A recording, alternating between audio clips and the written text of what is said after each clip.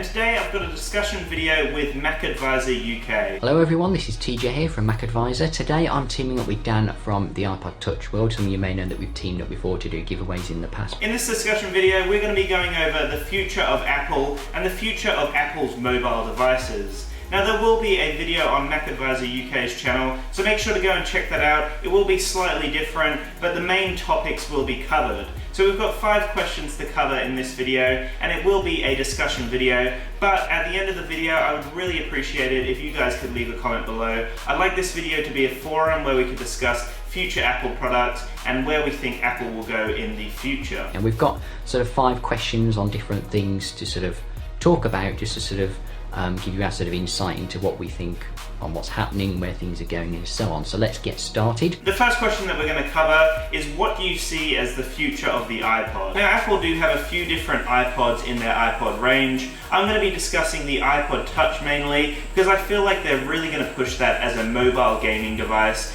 and it is a very stylish and colourful device. The iPod Touch is a great product, and it is a lot cheaper than the iPhone and the iPad. This is a really great alternative for children and also people who don't have a very large budget. It's a great device, and you can still use the iMessaging feature, FaceTime, you can use your emails and all of those other crucial apps that you want to use. So it is the same experience overall, but you can't make phone calls and you don't have a plan with the iPod Touch. This device was primarily used for music, so I'd like to see a really big improvement and a lot of emphasis on the music functionality. Whether that means enabling widgets in the software update, hopefully we'll be able to see a music widget on the home screen, or something that really emphasizes the music. I'd like to see an improved layout and just an overall emphasis on music. We could expect to see an A6 or an A7 chip. It depends on the time frame of the release and depending on how many of the chips they have available. Also the price range is quite a big thing. The iPod Touch is a bit of a lower end model, so we may see an A6 chip, but hopefully if they release it at the end of 2014, then we may see an A7 chip. I'm also expecting to see 64-bit processing enabled in the iPod Touch,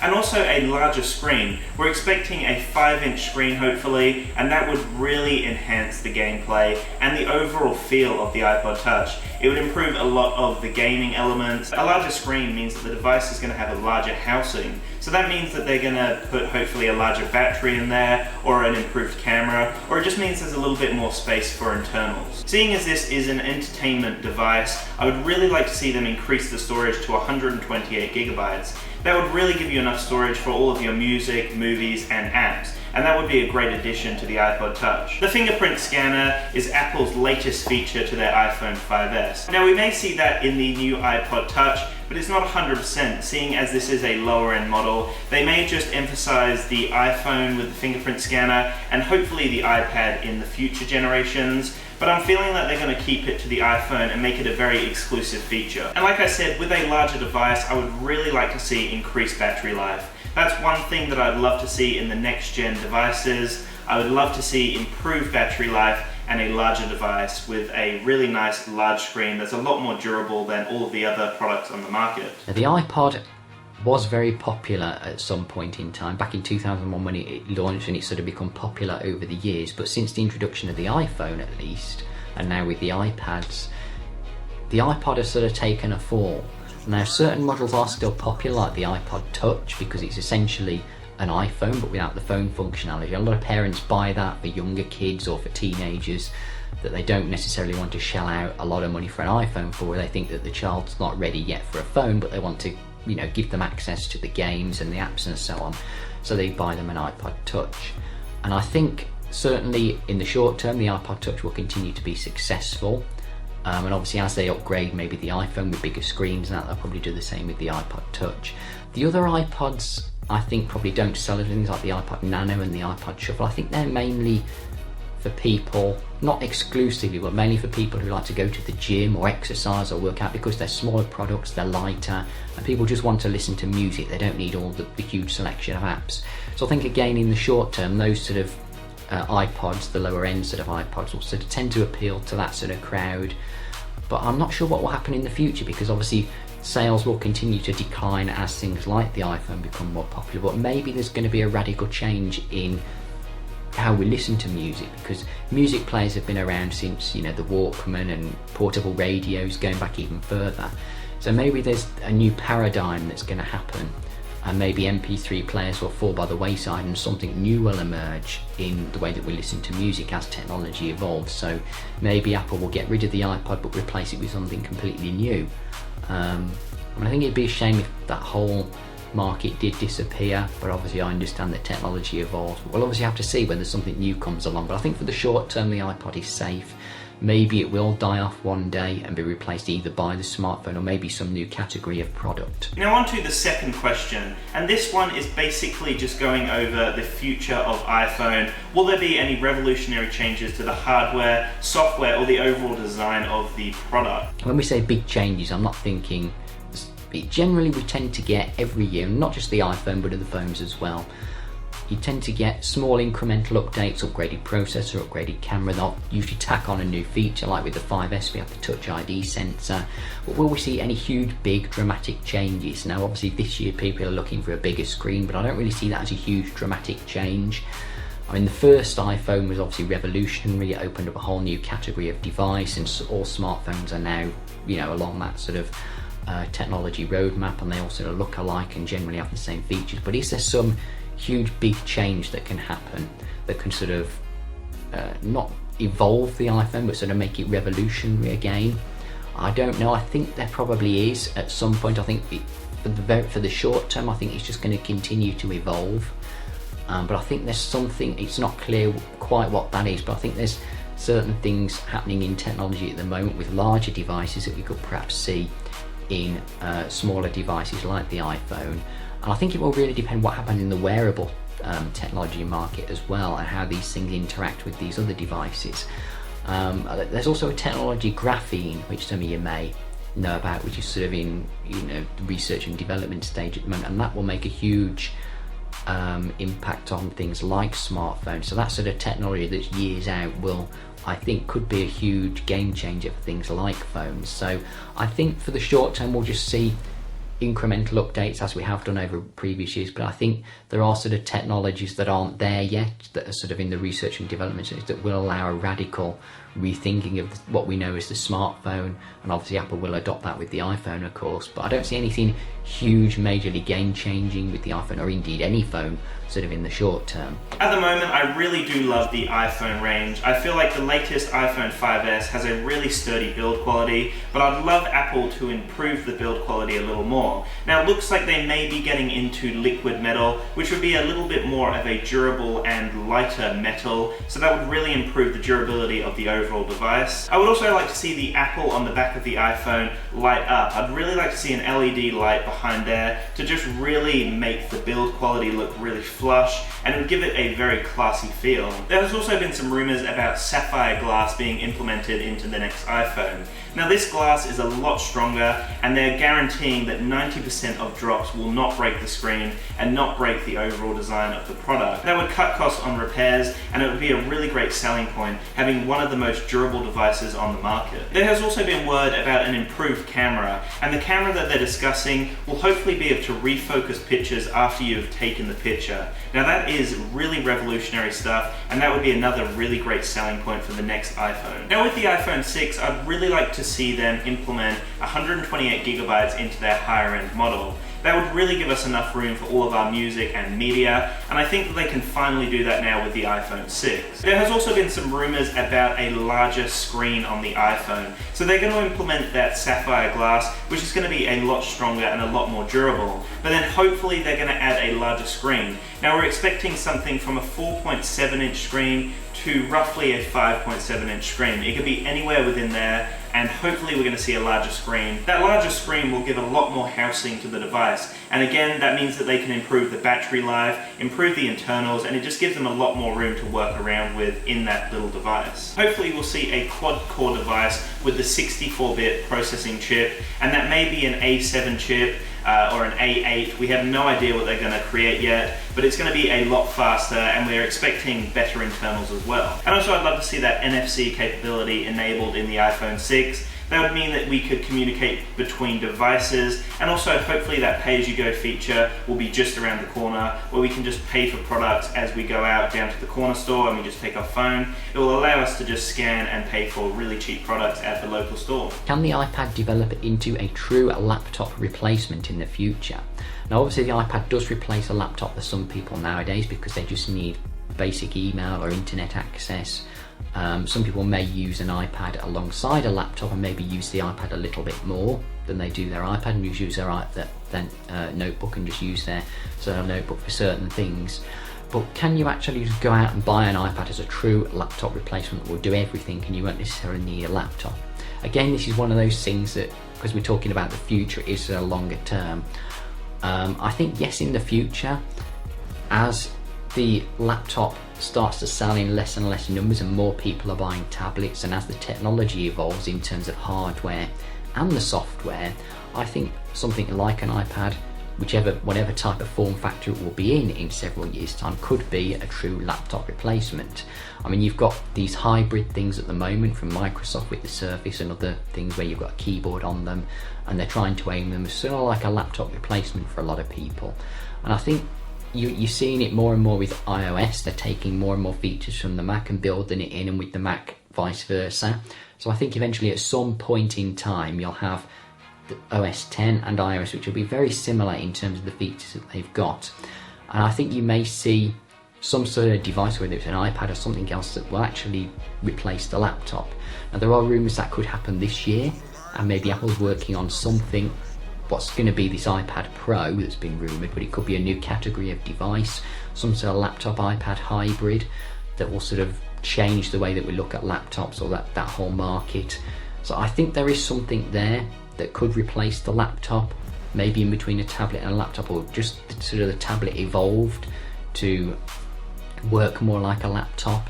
As I said, today some people will choose to use an iPad over a laptop if they just need, basic access, or if there's generally a computer in the home, they'll use their iPad as their main device and just sort of use the computer on and off. So I think at some point in the future it could replace a laptop. I mean, look at netbooks. I think the netbook business is pretty much over and everybody's now using tablets. And I think that's slowly happening with laptops. I mean, sales are slowly declining, but tablets are on the rise. So I think, that's slowly happening. Now maybe it'll be a case of some people will still need a laptop, but most people will get by with a tablet. Most average consumers will just get by with what a tablet offers in the future.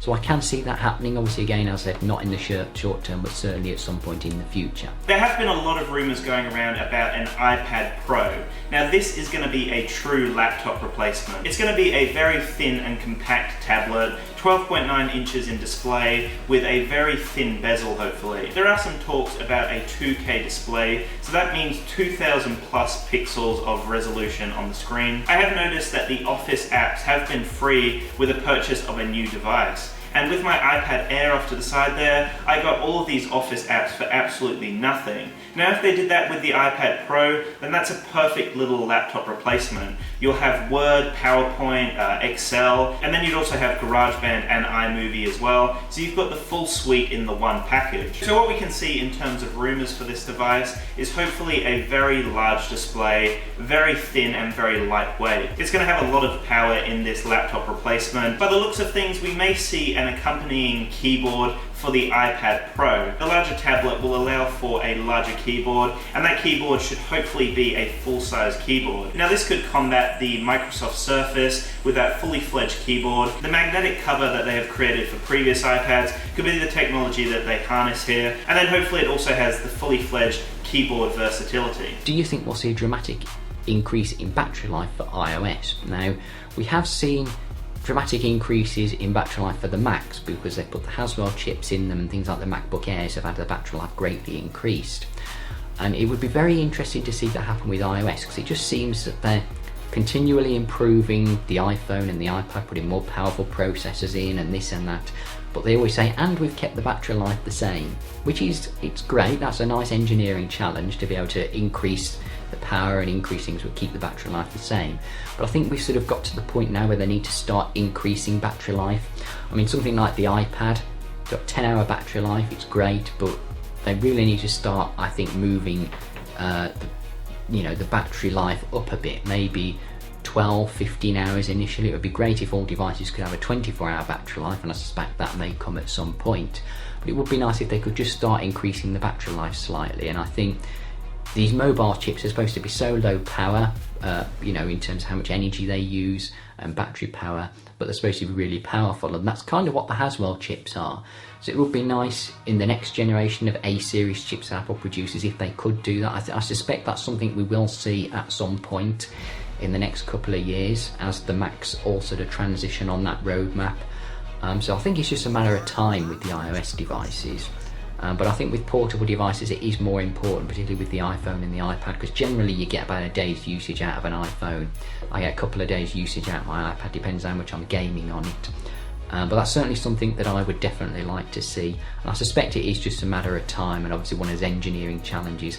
And I think in recent years there hasn't been perhaps as much investment in researching battery technology and trying to improve it, whereas everybody's sort of now looking at it in combination with things like the processors to sort of extend the battery life. So I suspect it's just a matter of time. Now, by the looks of things, the iPod Touch, iPhone and iPad are all going to be getting a little bit larger, so that means there's a little bit more room to work around with. Hopefully they're going to include a larger battery there. There'd be a lot more room for a larger battery, and that would really improve the experience. On top of that, there may be solar enabled charging, or even just a larger space to house a larger battery. I would love to see improved battery life in the future, and that's something that we really need in a smartphone.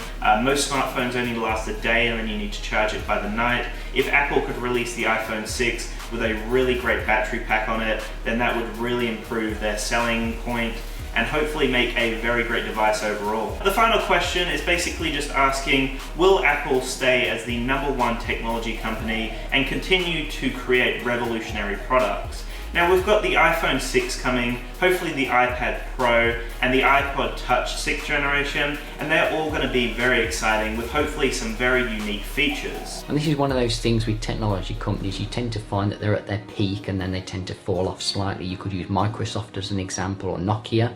Nokia were once the largest phone company in the world and has sort of fallen off in recent years.